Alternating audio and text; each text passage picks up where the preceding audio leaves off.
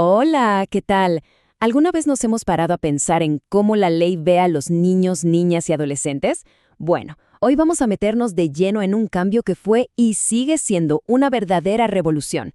Vamos a hablar de cómo la ley dejó de verlos como simples objetos para empezar a reconocerlos como lo que son, personas, sujetos plenos de derechos.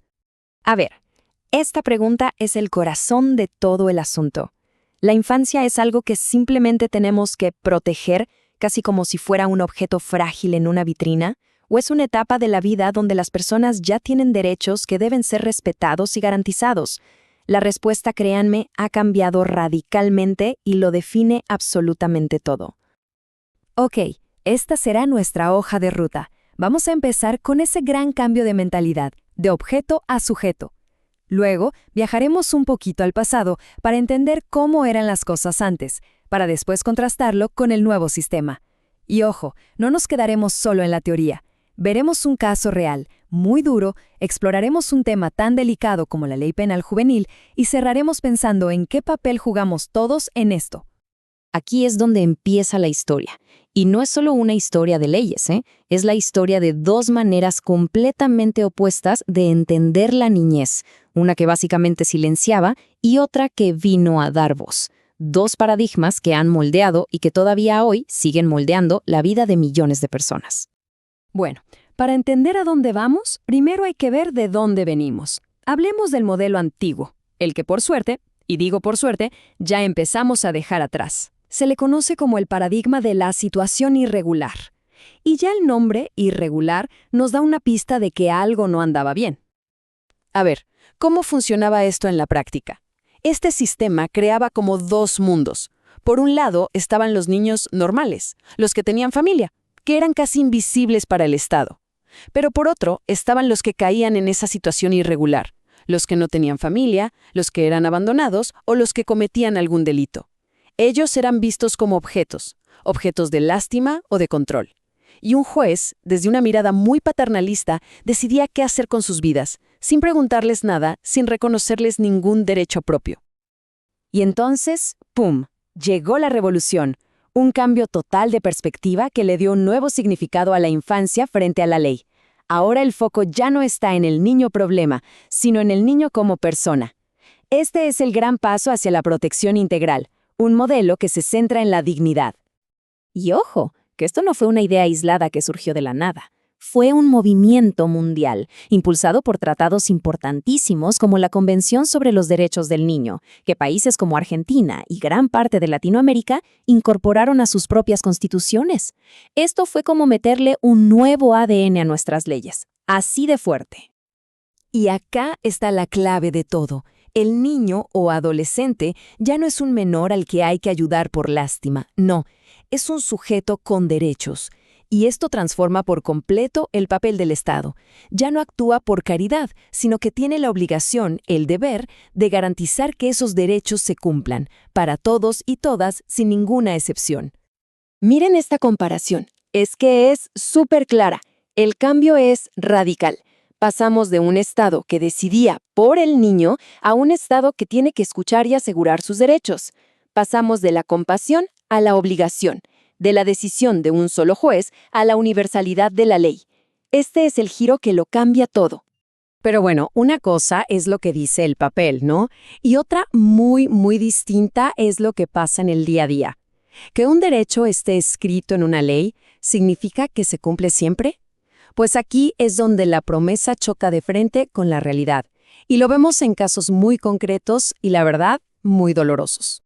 Esta frase es tremenda. Es parte de un recurso de amparo real.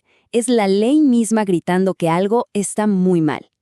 Nos cuenta la historia de un adolescente, a quien vamos a llamar M, y su caso nos muestra la brecha gigante que puede haber entre un derecho que se promete y un derecho que se niega. A ver, pongámonos en situación. M estaba en un hospital. Los médicos le dan el alta, le dicen, ya te puedes ir. Su internación ya no solo no era necesaria, sino que le estaba haciendo mal. Pero para salir necesitaba un hogar terapéutico, un recurso que el Estado, como garante de su salud, tenía la obligación de darle. ¿Y qué pasó? El Estado falló, no se lo dio. Así que M quedó atrapada en el hospital, no por un problema médico, sino por burocracia. Acá vemos cómo la protección integral puede ser solo una frase bonita si no hay acciones concretas detrás. Ahora, vamos a meternos en un terreno que es complicado, ¿eh? ¿Qué pasa cuando un adolescente rompe la ley? ¿Cómo responde este nuevo sistema de protección integral? Y no se trata de que no pase nada, no es impunidad, se trata de un enfoque totalmente distinto. Acá está el nudo del asunto, el gran desafío. La respuesta del nuevo paradigma es muy clara. A un adolescente no se le puede tratar igual que a un adulto. Se reconoce que es una persona que todavía se está formando y, por lo tanto, la respuesta de la justicia tiene que ser, antes que nada, educativa. La diferencia es fundamental. No es lo mismo castigar que corregir. Piensen en la diferencia entre demoler una pared y reparar una grieta. El castigo puro y duro busca retribución, devolver el daño. Una medida correctiva, en cambio, busca educar, busca generar responsabilidad y, sobre todo, dar una oportunidad de cambiar. Entiende que esa persona todavía está en pleno desarrollo. Entonces, el fondo de todo esto es que la ley asume que el desarrollo no ha terminado. Por eso, las medidas que se tomen tienen que tener un componente socioeducativo. No se niega la responsabilidad por lo que se hizo, para nada, pero se busca una solución que ayude a la integración social, no a la exclusión. Es, en definitiva, una apuesta por el futuro. Ok, ya vimos la teoría, vimos la realidad, que a veces duele, y vimos los temas más complejos. Y todo esto nos lleva a la pregunta final. Bueno, ¿y nosotros qué? ¿Cuál es nuestro papel en todo esto? Porque este cambio de paradigma no es solo un asunto de abogados o jueces, nos involucra a todos. A mí me gusta ver estas leyes como una promesa que nos hacemos como sociedad, una promesa de que vamos a tratar a cada niño, niña y adolescente con la dignidad que se merece. Pero claro, una promesa que no se cumple, se la lleva el viento. Hacerla realidad es nuestra oportunidad y nuestra responsabilidad. Entonces, ¿qué podemos hacer? Primero, lo más básico: cambiar nuestra propia mirada. Empezar a ver a los más jóvenes como sujetos con derechos, no como problemas. Segundo, apoyar a las organizaciones que están en el terreno, día a día, defendiendo estos derechos. Tercero, exigir a los gobiernos que cumplan, que pongan los recursos necesarios para que no haya más casos como el de M. Y por último, entender que el futuro de cada chico y cada chica es un asunto de todos. Y quiero cerrar con esta pregunta, que creo que lo resume todo. Si un derecho está escrito en una ley, pero en la vida real una persona no puede acceder a él, ¿de verdad existe ese derecho? La verdadera medida de una sociedad no está en las leyes que escribe, sino en cómo responde, con acciones, a esta pregunta. Gracias por habernos acompañado.